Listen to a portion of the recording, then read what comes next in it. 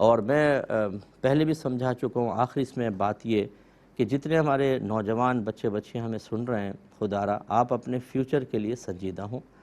آپ کے ماں باپ اپنا پیٹ کاٹ کے آپ کی فیسز بھرتے ہیں، آپ کے لیے سب کچھ آپ کو سہولتیں پرووائڈ کرتے ہیں، آنے جانے کے کرایہ آپ دیکھ لیں، کتابوں کے خرچے، یونیفارم کے خرچے، تو اپنے ماں باپ کی ان قربانیوں کی قدر کریں اور اچھے انداز سے پڑھیں اور محنت سے پڑھیں۔ آوارہ گرد دوستوں کو چھوڑ دیں، بے جا دوستیاں چھوڑ دیں، چند سال اپنے لگ کر اپنی تعلیم مکمل کریں، ایک اچھی نوکری آپ کو ملے گی، آپ بھی خوش، ماں باپ بھی خوش، پھر کسی کے سامنے آپ کو دست سوال دراز کرنے کی ضرورت ہی نہیں پڑے گی۔ اسی طرح پڑھتے پڑھتے آپ آج کل تو انٹرنیٹ پہ اتنے کورسز ہیں کہ جس سے آپ گھر بیٹھے آسانی سے ارننگ کر سکتے ہیں، تو کیوں نہیں ایسا کرتے؟ آپ بیکار وقت اس میں لگ گئے، موبائل میں لگے ہوئے ہیں، فیس بک فلاں فلاں فلاں، اس میں اتنا سارا ٹائم ضائع کرتے ہیں، ذرا اپنی آپ کو مشقت میں ڈالیں۔ آپ دیکھیں انٹرنیٹ کے اوپر آپ سرچ کریں، بے شمار ایسے کورسز فری کے اندر پڑے ہوئے ہیں کہ جن کو کرنے کے بعد آپ تھوڑی سمجھداری کے بعد اپنے گھر بیٹھ کے ارننگ کر سکتے ہیں۔ تو یہ طریقے اختیار کریں۔ اگر رزق حلال کے آج آپ کو 4-5 اضافی ذریعے حاصل ہو جائیں تو پھر آپ بڑی آسودہ بہترین زندگی گزار سکتے ہیں اور پھر دست سوال دراز کرنے سے محفوظ رہ سکتے ہیں۔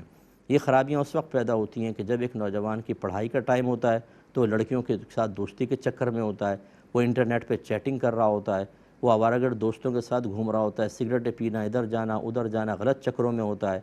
پھر جب یہ ٹائم پیریڈ گزر جاتا ہے، اب جاب کی باری آتی تو جاب نہیں ملتی، پھر وہ گورنمنٹ کو برا بھلا کہنا، فلاں کو برا بھلا، ماں باپ سے کہتے ہیں آپ نے ہمارے لیے کیا کیا ہے، فلاں کے باپ نے اس کو کاروبار کروا دیا، آپ نے ہمارے لیے کیا کیا ہے۔ جواب میں اس نوجوان سے کہنا چاہیے تم نے اپنے ساتھ کیا کیا یہ بتاؤ بیٹا، چھوڑ دو ان کو کہ انہوں نے کیا، تم نے کیا کیا اپنے ساتھ۔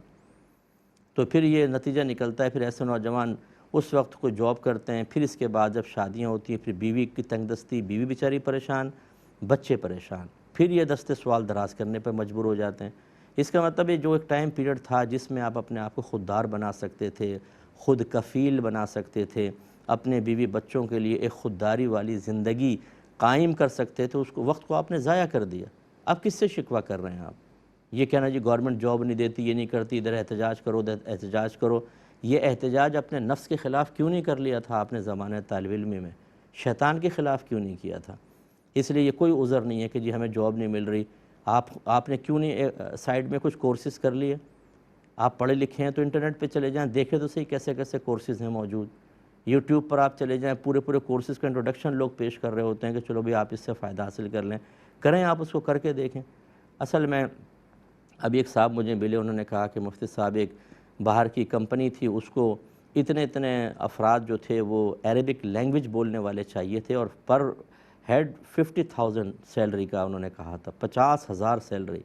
وہ کہنے لگا میں ڈھونڈ کے تھک گیا، مجھے افراد نہیں ملے، پھر فارنرز کو میں نے لے کر اس میں لگایا، اور پھر ان کا آخری جملہ یہ تھا کہ مفتی صاحب میں آپ کو صحیح بتاؤں، ہمارے یہاں کا نوجوان کمانا ہی نہیں چاہتا، ہڈ حرام ہو گئے، گھر والوں سے مانگ تانگ کے گزارا کر لیتے ہیں۔ مجھے افسوس ہوا اس بات پر، لیکن ان کی بات بالکل 16 آنے درست تھی۔